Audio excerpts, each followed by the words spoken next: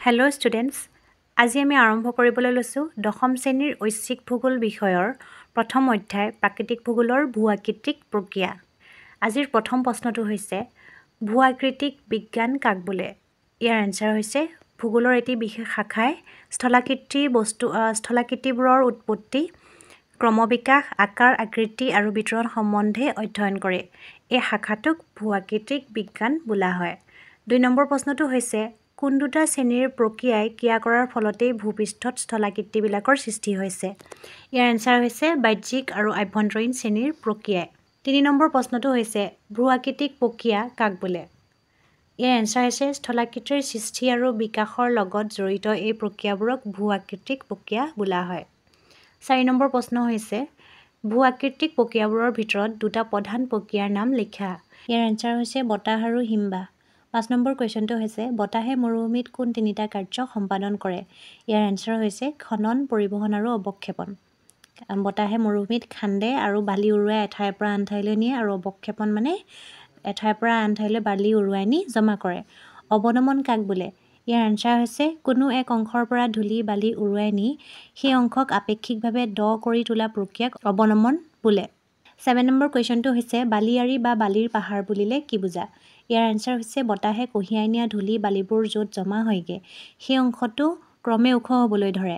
এনেদৰে জমা হোৱা ধূলি বালিবোৰে শেষলৈ পাহাৰৰ ৰূপ ল'ব পাৰে।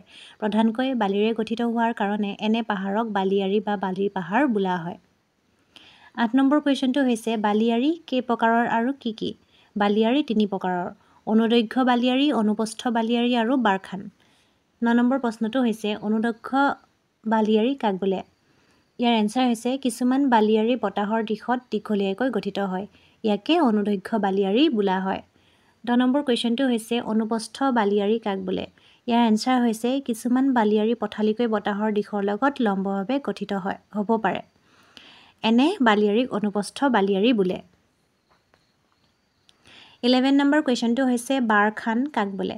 কোনো কোনো ঠাইত আকৌ পৰিস্থিতি সাপেক্ষে অৰ্ধ চন্দ্ৰাকৃতিৰ বালিয়াৰীৰো সৃষ্টি হয়। এইবোৰক বাৰখান বোলে। ১২ নম্বৰ প্ৰশ্নটো হৈছে কোনবোৰ কাৰকৰ ওপৰত বালিয়াৰীৰ আকাৰ আৰু আকৃতি নিৰ্ভৰ কৰে?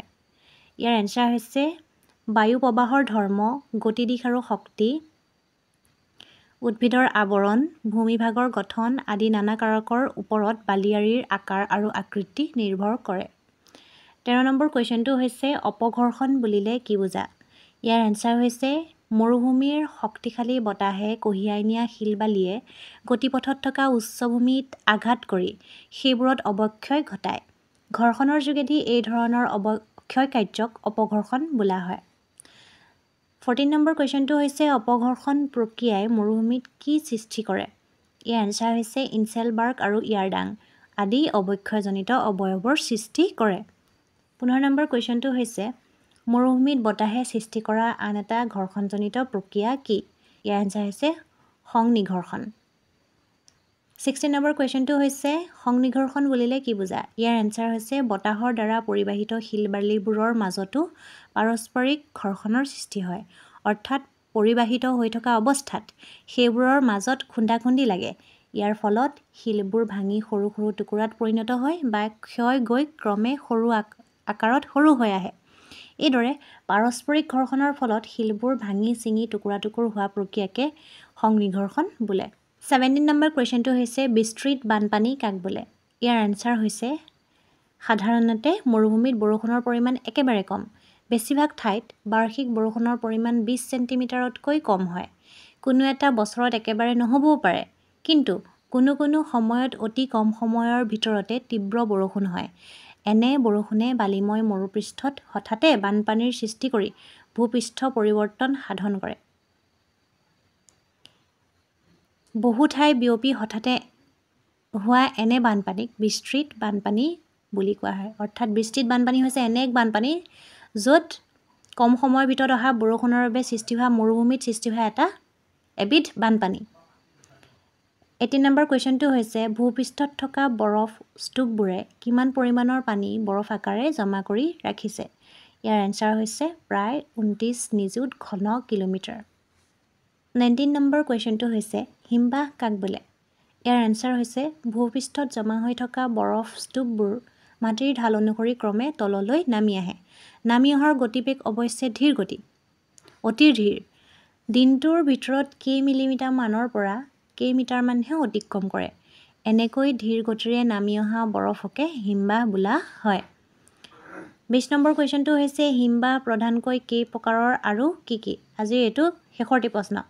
ইয়াৰ এনচাৰ হৈছে 3 প্ৰকাৰৰ। সেইকেইটা হৈছে মহাদেশীয় হিমবাহ, পাৰ্বত্য হিমবাহ বা আলপীয় হিমবাহ বা উপত্যকা হিমবাহ, আৰু শেষৰটো হৈছে গিৰিপথ বা শৈলপদী হিমবাহ।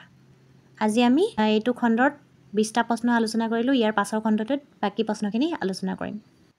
যদি তোমালোকে ভিডিঅ'টি চাই ভাল পালা তেনেহ'লে ভিডিঅ'টি লগৰ বন্ধু বান্ধৱীৰ সৈতে শ্বেয়াৰ কৰিবা, লাইক কৰিবা আৰু আগন্তুক ভিডিঅ'সমূহ পাবৰ বাবে চেনেলটো ছাবস্ক্ৰাইব কৰিবা। ধন্যবাদ।